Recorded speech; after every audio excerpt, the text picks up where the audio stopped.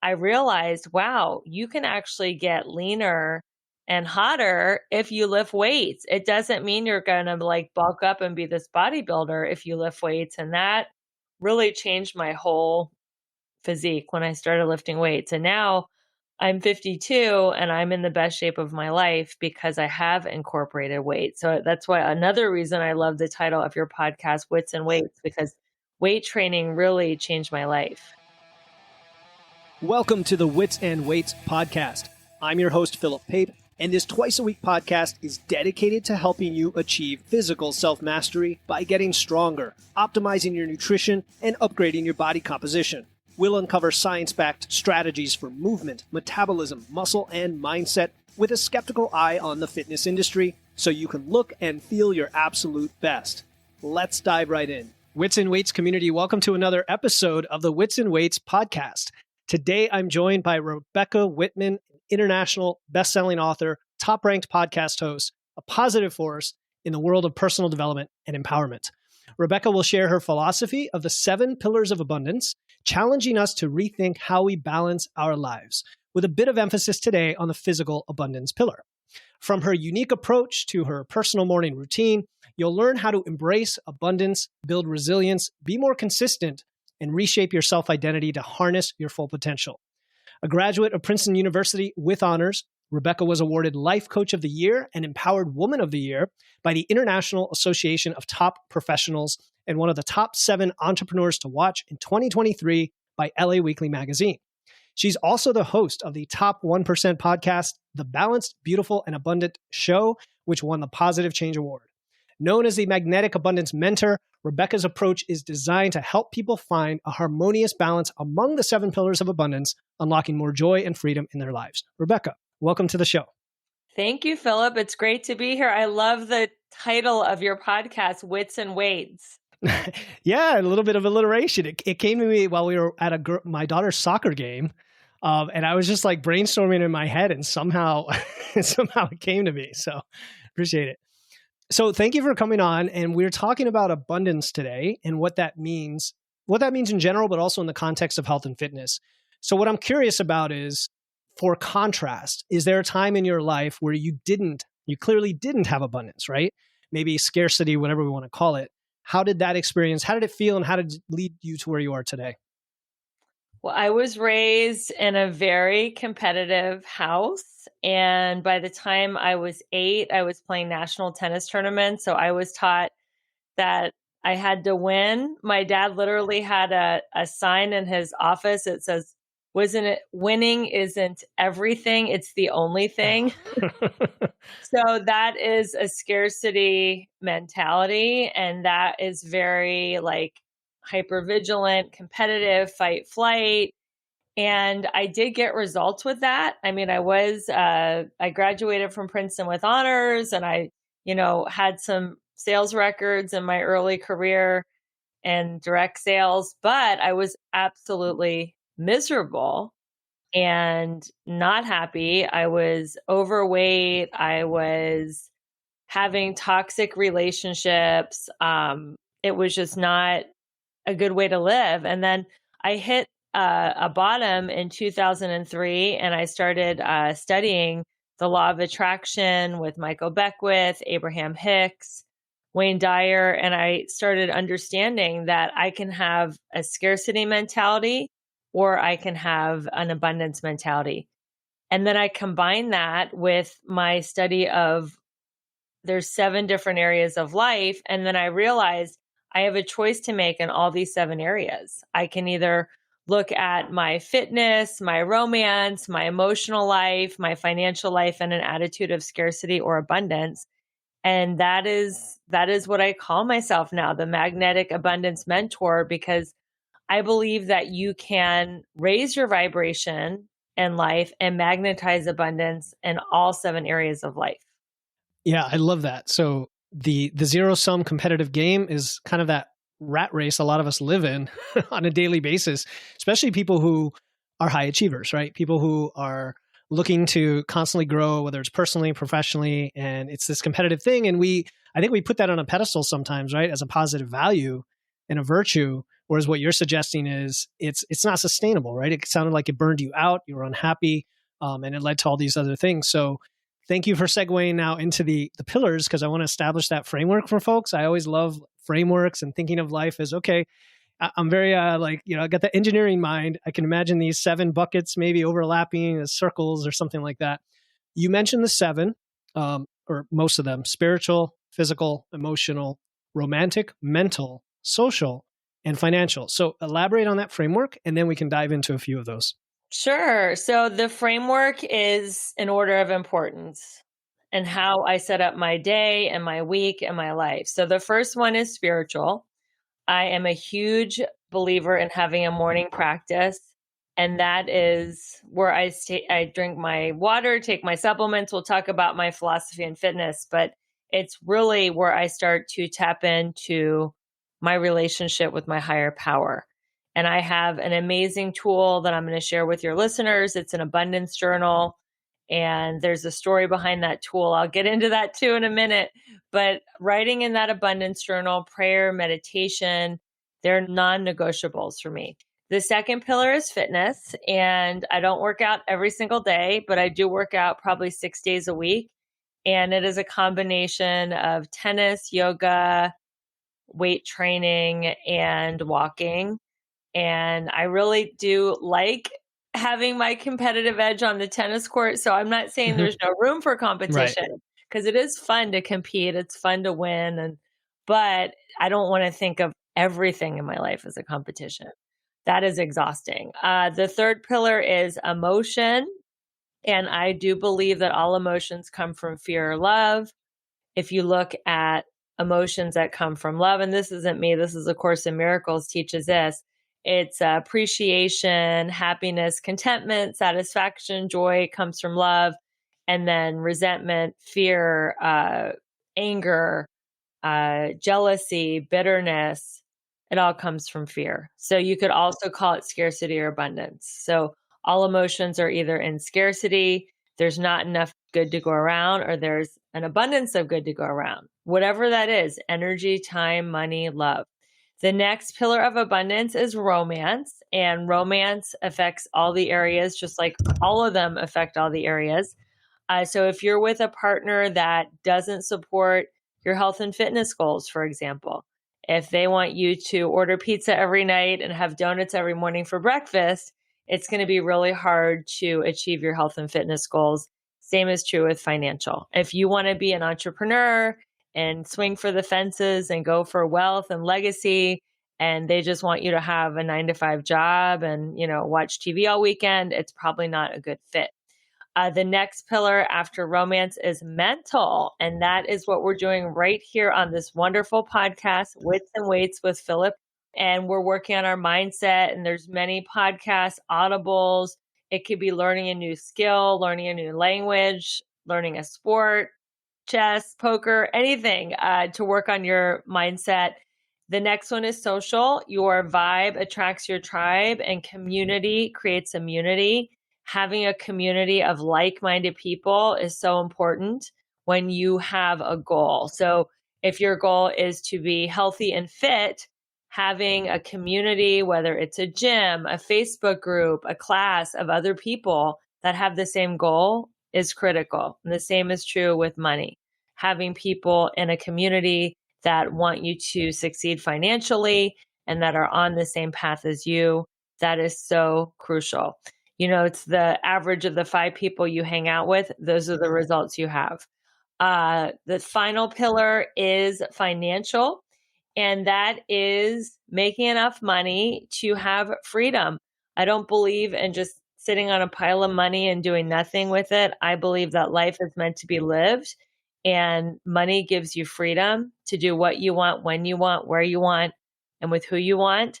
And if you don't have enough money, you don't have any freedom. You're like that hamster on a treadmill, constantly just chasing that dollar bill, and you can't think of anything else. So it's important to find a way to get paid what you're worth and not trade dollars for hours. Because if you're trading dollars for hours, you have limited amount of hours in a week, weeks in a year, months in a year, and you will be limiting your income. Great. That's super concise. Thank you. And it is interesting how they do tie together. Like when you talk about emotion and mental, I've always loved that separation, because I think sometimes we tie them all together, but there's really a distinct difference there. And the community part is huge. I mean, it really is huge when it comes to relatedness and having the support to get there. So with all of these 7 things to focus on, I'm sure you get the question all the time about balance and what to go after when. You mentioned on another podcast that I don't know if it was you or clients or whoever, or women always tend to put love and money at the top, right, of the list. I think you'd mentioned. So you talked about this being in order of priority. Is that, so you're saying spirituals is the most important, or is this just for you during a given day? There's a reason you rank them this way. For me and my teachings, it's just in my opinion. Yeah. But these are the building blocks to build a balanced, beautiful, and abundant life. They are in order of importance because emotions are over romance and finance. Because if you're miserable, sad, suicidal, what kind of a partner are you going to be? Or we've seen, many rock stars and movie stars and billionaires OD or commit suicide. So they had their finances together, but they were not emotionally well. So having your emotions in abundance and love and happiness, that's more important. But if you notice, I put fitness over emotions. Yes. Because if you have your health, you have everything. And if you don't have your health, you don't have anything. You could make $1 million a minute. And if you're in a hospital with an IV up your nose and something in your arm and you're tied to a hospital bed, then what good is it? It's exactly what I've come to find too. And in my practice, that like, if you don't have your physical, sometimes people talk about 3 buckets, right? They'll say physical, health, wealth, relationships, right? It's kind of really simplistic. And if you don't have your physical, how can you pursue the others, especially as we age? But I want to focus on the spiritual just for a second, because I know some people aren't as quote unquote spiritual, and it could be a loaded term, right? Some people think religion. Some people think, you mentioned meditation and prayer, or just your morning practice. Elaborate on that a little bit so people understand, like, why is this number one? What makes it number one? And how is that personalized to someone? If you don't have faith in anything but yourself, that is a lot of pressure. I was an atheist up until my freshman year in college, and I had literally a breakdown where I did a fake suicide attempt and took like a bottle of Tylenol because I just couldn't stand the pressure. And having faith in anything greater than yourself is going to give you a peaceful life. I don't care if it's nature, because we're not the ones, raising and setting the sun every day. We're not the ones pulling the ocean tides forward and back. Whatever it is, having faith in anything that's greater than yourself, that you can trust, that has your back, it's just amazing to have a partner to go through life with. And you could say, well, it's not scientifically proven, but quantum physics is proven that everything is connected and there's some kind of order to the chaos. So having faith in something greater than yourself. I don't care if it's the law of gravity. You're not the person keeping your feet on the earth, but just knowing there's something out there. And then I met this woman at an AA meeting. Her name was Janet, and she taught me how to write in a God journal. She gave me some life-changing journal prompts. I started doing that every single day. I've added a few journal prompts of my own. I haven't missed a day for 30 years. And that journal is part of my morning practice because it helps turn my negative thinking to positive. And it helps me see like a bigger picture. Like one of the journal prompts is, how is God doing for me what I couldn't do for myself? That is opening up my mind that there is a benevolent force in a friendly universe. And that one journal prompt changed my whole way of thinking.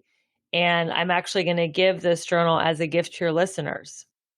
Yeah, no, I love that. And people listening for me a long time know I've struggled with journaling myself over the years, and I'm actually in the midst of using a journal again, associated with another friend of mine. He has a thing going on there. But what comes to mind with all of this spiritual thing, because I'm very open-minded, is purpose, right? Like, is someone's purpose the same thing? Like the fact that someone is trying to do something beyond themselves and that drives them. Would you say it's the same thing, or is that something else? I think your purpose is different than a Okay. relationship Okay.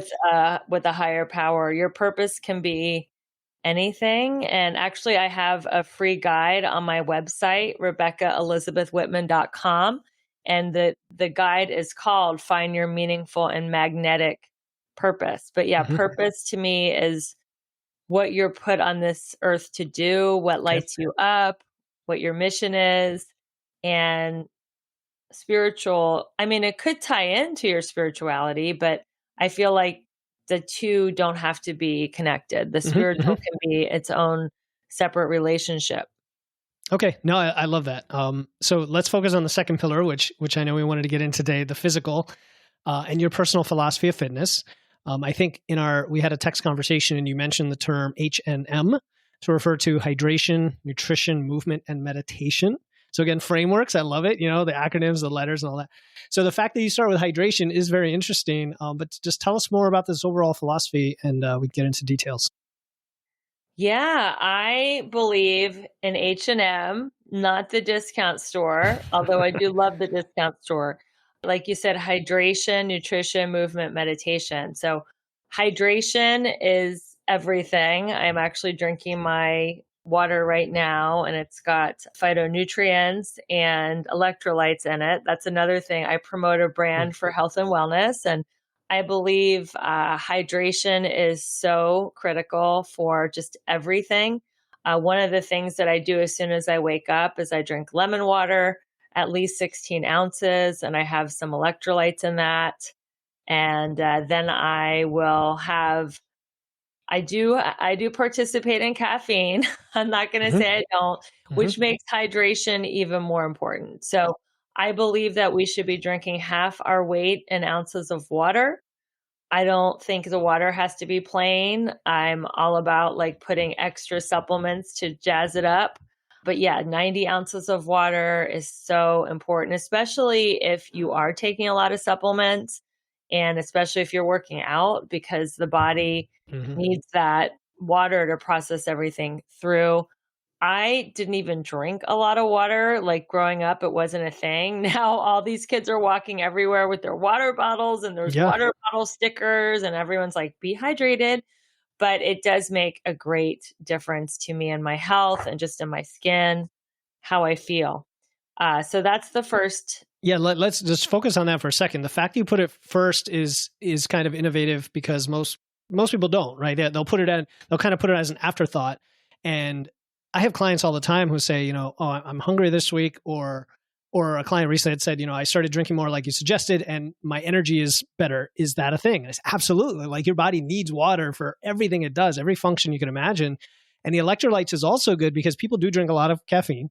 And if they can maybe complement that with a glass of water with some lemon and salt or electrolytes, it's going to make a huge difference. And then your skin, right? Especially for ladies, I know everybody's skin is important, but women tend to focus on that. So starting with hydration, very innovative. I just wanted to point that out. And now I'll let you continue with the nutrition.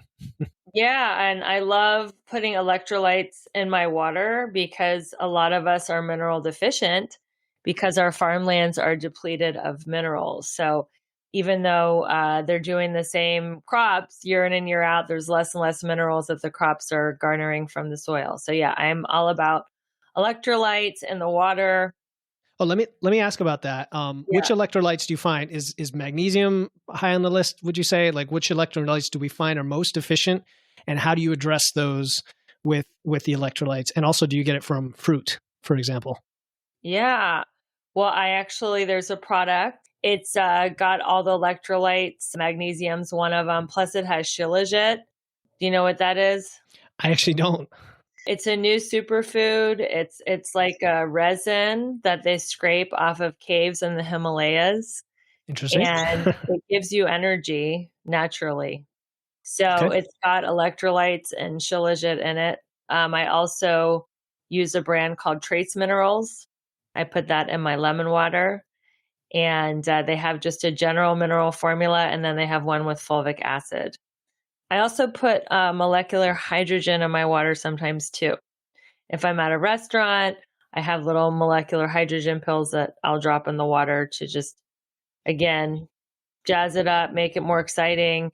Molecular hydrogen is really good for just cellular function, energy, clarity.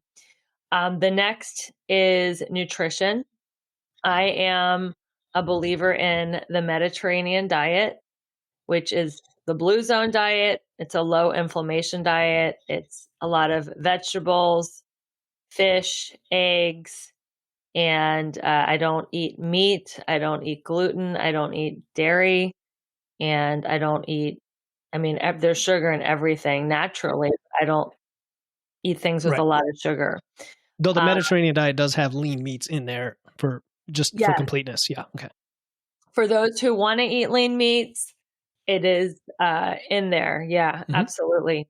So that diet has really worked for me.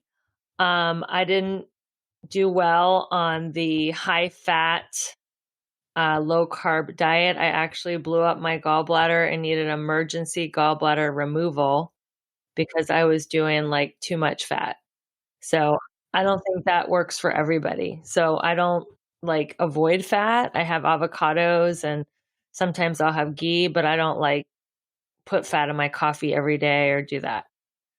Yeah, and we talk about nutrition all the time here. You've got to find something that works for you. And even though no one diet can be proclaimed perfect for any one person, the Mediterranean diet definitely leans toward kind of the whole food health matrix. You know, the whole food matrix, getting all your nutrients in there. So it's pretty solid. Yeah.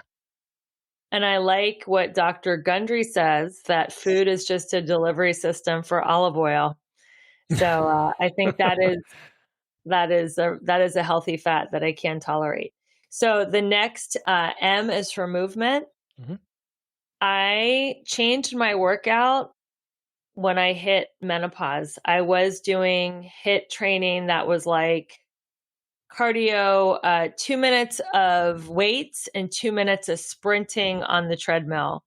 And I would walk back to my car just like in a puddle of sweat. It was a lot. And I did that for a long time. And then I hit menopause and I changed it up because I studied it. And it's like, you're not supposed to work out that hard as you did like as a youngster. Like, so now I do HIIT training, but it's with a gym franchise that you probably know, Philip, called F45.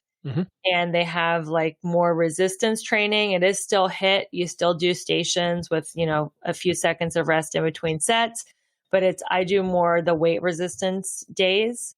And then I do that 3 days a week. I also walk my dog every single day. My goal is 5,000 steps. I don't hit it every day, but that's my intention to hit it. I do yoga once a week. And then I play tennis a couple times a week for cardio. It's a game called live ball where there's a lot of running around a tennis court.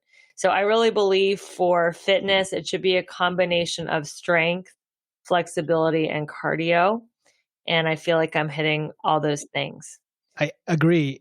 People are listening and they always wonder like, what's the best program for them or how should they do it? And like you said, first of all, it can change with your life. Like when you said you have menopause, the energy needs change and your capabilities change and all of this other stuff, but also you got to enjoy it. I mean, you have to enjoy it. If you're walking, walk out in nature with your dog. If you want to be flexible or have some mindfulness, yoga or stretching or whatever works for you. And then throwing in some fun activities in there like tennis is great. So it's a good reminder to folks to keep it well-rounded and do what works for you. The most value that I got from this was the fact that I had someone that I could talk to about anything and that there was going to be no judgment. It was just, well, here are your goals. Here's the best way that you're going to achieve it. And then let's work together to help you feel inspired and motivated to do that. And there's a lot of people out there trying to be coaches and not all of them have done the work. And also just be a genuine person that is positive and coming from the heart in terms of wanting to help. And Philip really embodied all of those qualities. I would recommend him to just about anyone that's looking to achieve goals in that realm of their nutrition and building new habits. I am a big believer of ClassPass. Before I joined F45, I called myself a gym slut because I had ADD and I didn't want to like just go to the same gym and do the same workout all the time. I used to do, before I really studied and understood how important weight training was, I was I called it my supermodel workout, 45 minutes of cardio on the step mill or the bike, and then 15 minutes of stretching and abs. And I was doing absolutely no strength. Yeah. And then I realized, wow, you can actually get leaner and hotter if you lift weights. It doesn't mean you're going to like bulk up and be this bodybuilder if you lift weights. And that really changed my whole physique when I started lifting weights. And now I'm 52 and I'm in the best shape of my life because I have incorporated weight. So that's why another reason I love the title of your podcast, Wits and Weights, because weight training really changed my life. I mean, Rebecca, we are all over that, and it's a message that has to get out there for, men know it kind of, but you're right, women, it's like a different approach, and you just think about what it takes to get bulky. Like a man to get bulky, it's a lot of work. It would be, usually on drugs too, but not often. Women are not going to get bulky. Like if you have that lean, strong physique, that's where it comes from. And guess what? You get to eat more food. You don't have to be dieting. You could be more functional and capable for the other things. And the list goes on and on. So I always love to hear that. It's a great message. And I do have a cheat day. Friday is my cheat day. I call it Fun Food Friday. Mm-hmm. And I can eat anything I want. But I feel like even though I can have a total cheat day, I'm still doing like, my cheat will be like, a vegan, gluten-free piece of cheesecake. But it'll still be like within the parameters. But I could, it's nice to know that on one day I can eat anything I want. So that's the fitness strategy. And if I don't work out in the morning, it's not happening. So I believe in doing it first thing in the morning. It builds my confidence. It gives me that cocktail of feel-good hormones, serotonin, dopamine, endorphins, and it's just a great way to start my day. Yeah, let's hold on that because it's interesting. Yeah. I used to be very agnostic about that. You'll find out I'm the kind of guy who I want to please everyone. So, I'll just kind of be agnostic on things. The morning versus the evening training, the evidence shows that ultimately whatever works for you. And that, afternoon training was shown to be a slightly better for lifting. But it turns out that morning training has a tremendous amount of other benefits, like you mentioned, related to your cortisol, other hormones, the endorphins, also your mood, like so many things that probably far outweigh any other little benefit evening training has. Again, you have to do what works for you, right? But I do want the listener to know that if they haven't tried training in the morning and they're like, I don't want to get up early and train, just do it. Just do it for like a week or two and see how it makes you feel. It used to be really hard for me to get up early and train. Yeah. I would work out at like a 9:30 or 10 o'clock class. And then I married a morning person and we work out together. We lift weights 3 days a week. He liked to work out at 5:30. I like to work out at 9:30. So we met in the middle and now I work out at like 7:30 or 8. And because of that, I can do intermittent fasting and have a fasted workout. And that's also very controversial. I know some people say you should have protein first thing in the morning before your workout, but I feel like I do a pre-workout drink and that gives me a lot of energy. And then I go to the gym and lift weights and then I have breakfast afterwards. That's when I have my protein and it's been really working for me. I really like having a fasted workout. Cool. Yeah. It depends on what works for you. So if it works for you, because I've had clients who I'll have them try training fed and they're like, this just doesn't work as well. I think I'll say like 8 out of 10 people seem to do better when they start eating, but then, others will find the other. So it really depends. I don't, what works for you. Yeah. It really depends. And if I work out later in the morning, I do need to eat because I get hungry during the workout and that's not a good feeling. So that's the, H, hydration, and nutrition. M is movement. The other M is meditation. And that is mindfulness. So you can get that doing a yoga class. I really like a guided meditation app called Insight Timer. I'm sure a lot of your listeners have listened to it. There's millions of people on there.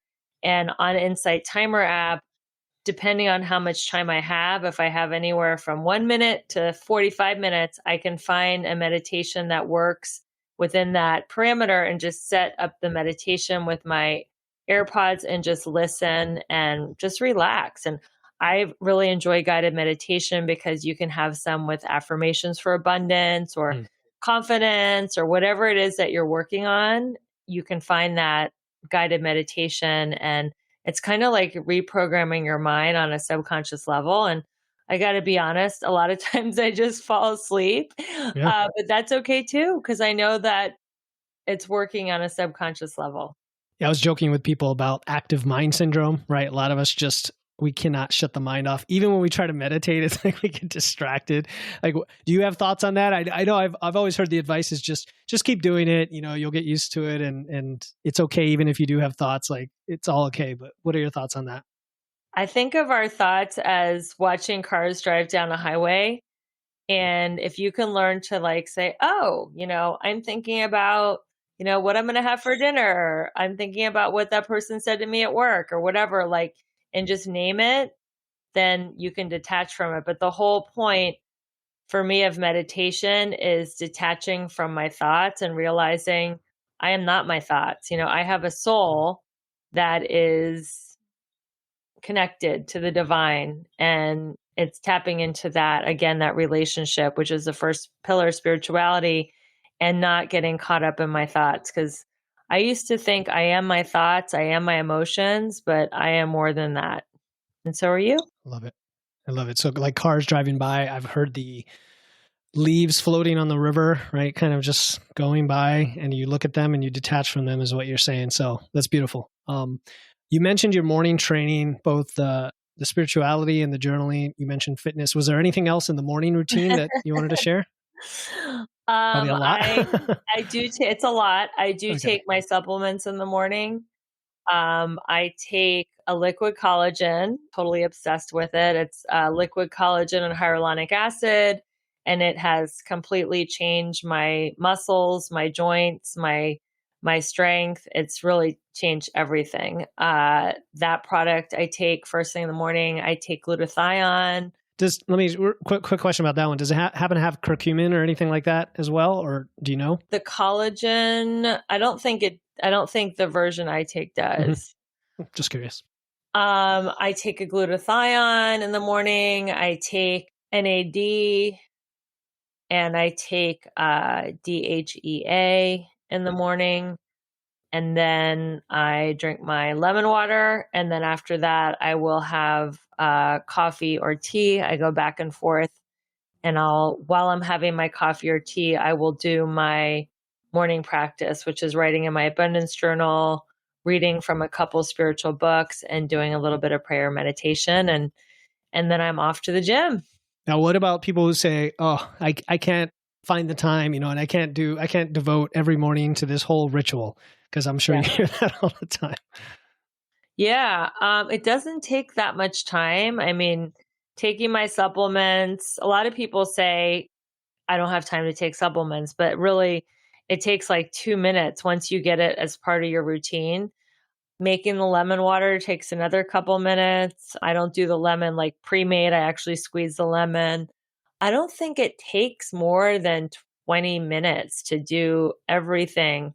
The supplements, making my coffee or tea, sitting down, writing. I mean, I've got it down to 20 minutes at the most. So I don't have like a 2 or 3 hour elaborate morning routine because I'm too type A. I'm too busy. I want to get on to the next thing. And I also really love sleep. That's another thing that is really important to my fitness that isn't an H&M. Maybe I should call it H&MS because sleep, oh my God, like when I have 7 or 8 hours of sleep, I can function at such a higher level. If I dip to even 6 hours of sleep, and I know everybody's different, I just don't feel as good.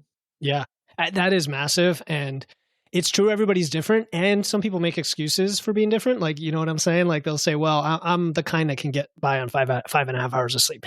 And I kind of call BS on that usually. Like, well, try getting 2 more hours of sleep and tell me that it doesn't make a difference.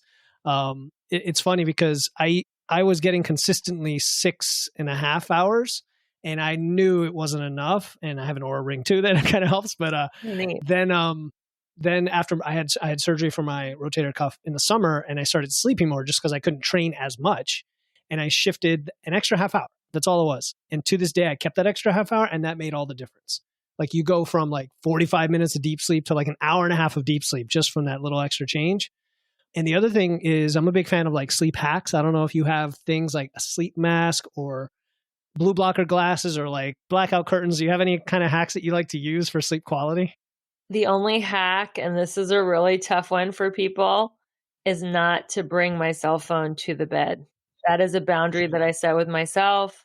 It's a hard one because I'm addicted to my phone like everybody else is, but I'm just not going to bring my cell phone into the bed because I don't want to look at the blue light right before I go to bed. And I turn my cell phone to airplane mode because there's like, yeah, all the notifications. Oh, you mean the EMG? there's like some frequency that's not good for you on a cellular level. Yeah. When the internet and everything and all the Wi-Fi is going through your phone. I also keep my phone in another room. I don't keep it right next to my bed. So those are some of my sleep hacks.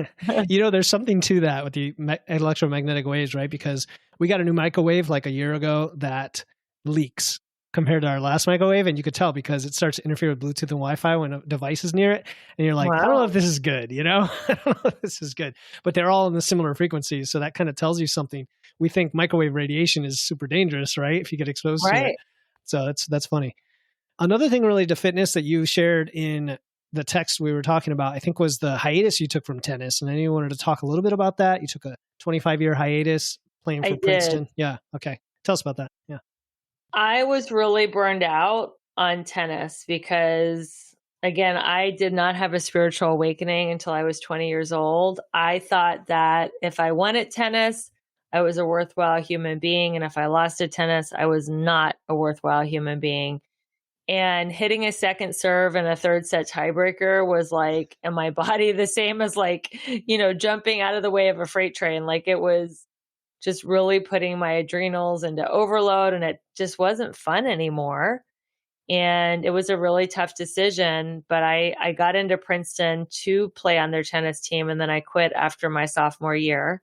And I went to Italy and I realized they had a whole different philosophy of life. It was like a 2-hour lunch and everybody was in a good mood and they're living like to enjoy life, not just to get results and to win and to get accomplishments. And I was like, I don't want to play tennis anymore. So I came back from that junior year abroad. I quit the tennis team and then I didn't pick up a racket for 25 years. I was just into working out, taking classes.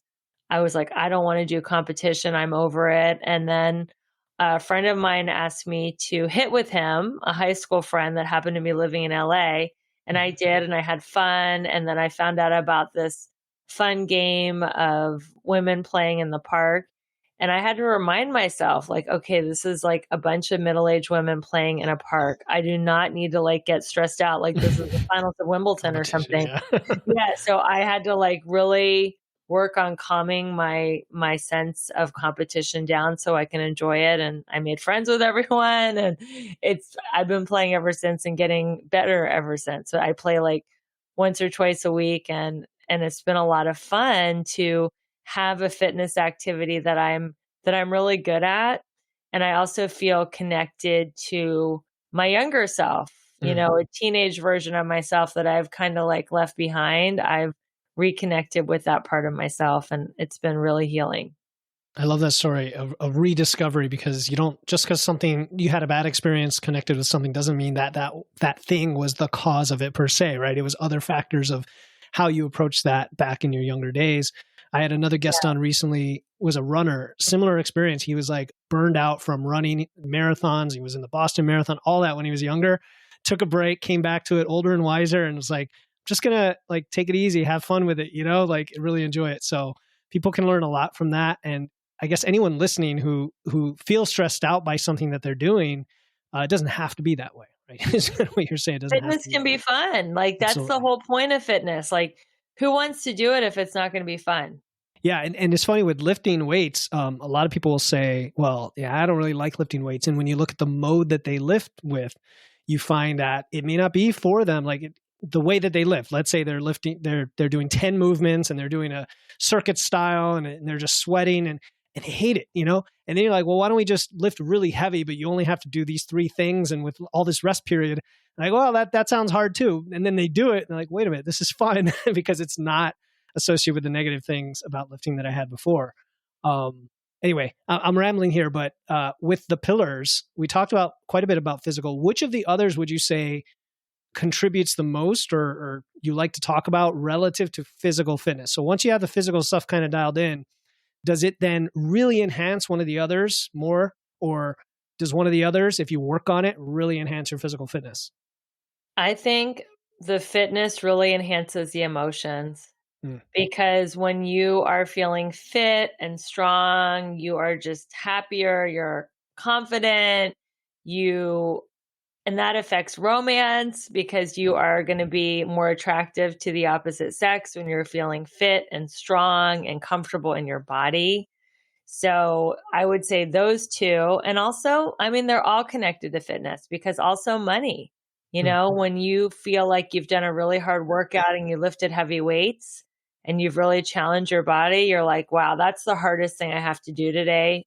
Like having that Zoom or having that meeting is going to be easier than lifting that heavy weight. So I feel like fitness affects all the areas. And that's why it's, you know, the second pillar because it affects all the areas. And I believe that you should schedule your workout on Sunday night, schedule your workouts and prioritize and make your week work around your fitness and body before business. And if you don't have the money to go to a fancy gym or hire a celebrity trainer like Philip, you can just walk. There's so many videos on YouTube, like during the pandemic, Amazon sold out of weights because everybody was just doing weight training at home and on YouTube. There's so many ways to work out if you really, really want to do it. So whether you have the financial means or not, if you really want to do it, I mean, you could just do walking and push-ups and sit-ups, like anything you can do to move your body it's just so worth it. And another thing, a huge hack that I'm going to share with your audience that changed my life is having affirmations with your weight training. So if you're doing weight training and you're bored, you can combine having affirmations with your weight training. Like, I am enough. I have enough. I am willing to set myself free. And that is called an incantation. And that is something I learned from Tony Robbins. That really reprograms your mind on a deeper level when you combine affirmations with physical movement. Ooh, there's so much there I love. So first of all, you have a couple what my friend Carl would call notable quotables that I'm going to mention here. One was make your week work around your fitness. I love that. I love that so much because the biggest excuse is consistency and time. Like, I don't have time for it. I'm like, if this is the most important thing for you, you're going to have time for it. And other things are much less important and shouldn't even exist.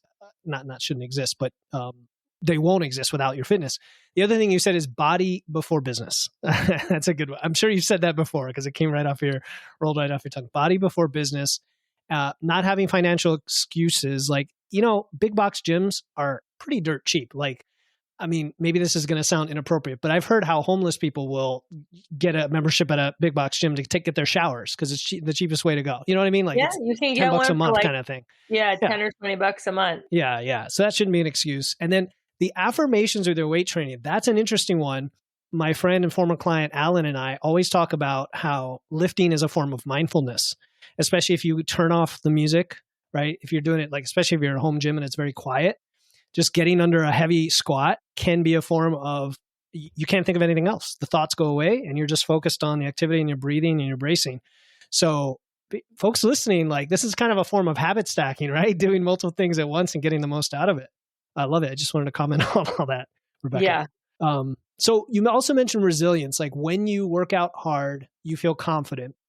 I think that's a really important message too. So when we talk about developing resilience, because that's another topic you talk about, is that one of the important ways to do it, or how does it align with the different ways we develop resilience against obstacles?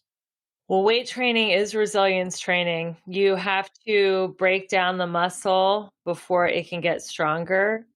So I think of certain people in my life that have caused me a lot of financial or emotional pain as trainers, right? They broke me down financially, and I had to figure out how to build my financial reserve back up, or they broke me down emotionally. They hurt me, and they were like an emotional trainer for me. So it's a way to think of pain differently. I think in the gym, we understand our relationship with pain. We know that no pain, no gain. If it doesn't challenge me, it doesn't change me. And we understand that there is some pain in getting in shape. But when it comes to life, we don't want to feel any pain. We will shop, we will gamble, we will have sex, we will, do anything, drink, use drugs not to feel pain. But it's the same thing in life. Pain is not to be feared, because pain will teach you something and challenge you, and it will sculpt your soul the way the weight sculpts your body. So yeah, don't be scared of pain. And if you meditate, you know that you are not your emotions. So it's okay to feel the painful emotions and then let them just pass through you. Bringing us back to spiritual, right? Like, I love it. It all ties together. All right. So I know we're almost out on time here, but is there a question that you wish I had asked? And if so, what is your answer? Oh my God, you're so funny. I don't know. This has been a very thorough interview. I think you covered everything. I would just like to tell your listeners how lucky you are to be able to work out. Like, you get to listen to a fitness podcast like Philip's. You get to learn about working out and diet and fitness, because there's so many people in the world that physically cannot work out. They just don't have the strength or the wellness to be able to even work out. So the fact that we're even in this conversation is so fortunate, and we're so blessed. So I think if you think of your workout as a blessing and something you get to do rather than you have to do, it will change everything in your fitness. Like, it is such a privilege to be able to move your body and work out that so many people would just only dream about. I love it. Your workout's a blessing. It's a privilege, something you get to do. Well, Yes. This has been beautiful. We did cover a lot, and I love where the conversation went. So I appreciate your time here. Where can listeners learn more about you and your work? Yeah, so I would love to give you guys that abundance journal that has absolutely changed my life, and that will be in my Linktree link. I also have a lot of fun events coming up. I have Elegant Warrior training starting mid-January. Right about when this podcast is coming out, we're starting a class where every week for 7 weeks, we're going to do a deep dive into the 7 pillars and give you tips, tools, and strategies to get that area of your life to a level 10. We are going to help you overcome limiting beliefs and just slay all your goals for the new year. So I highly recommend you message me or set up a breakthrough call. That's another thing in my Linktree. You can set up a breakthrough call. I only open 3 spots a week in my schedule, and I give you free coaching for 30 minutes on how to get unstuck. And yeah, I would love to keep in touch with you through my website, RebeccaElizabethWhitman.com, or my Instagram, Clubhouse, Twitter, Threads. It's all Rebecca E. Whitman. And all of that will be shared in the show notes. So I look forward to staying in touch with all of you guys. You got it. They'll be in the show notes, the Abundance Journal, the events, the website, the IG, all of it. And again, thank you so much for your time. Super valuable. The listeners, I'm sure, learned a ton from today. So thank you, Rebecca. Thank you, Philip. Thank you for tuning in to another episode of Wits and Weights. If you found value in today's episode and know someone else who's looking to level up their wits or weights, please take a moment to share this episode with them. And make sure to hit the follow button in your podcast platform right now to catch the next episode. Until then, stay strong.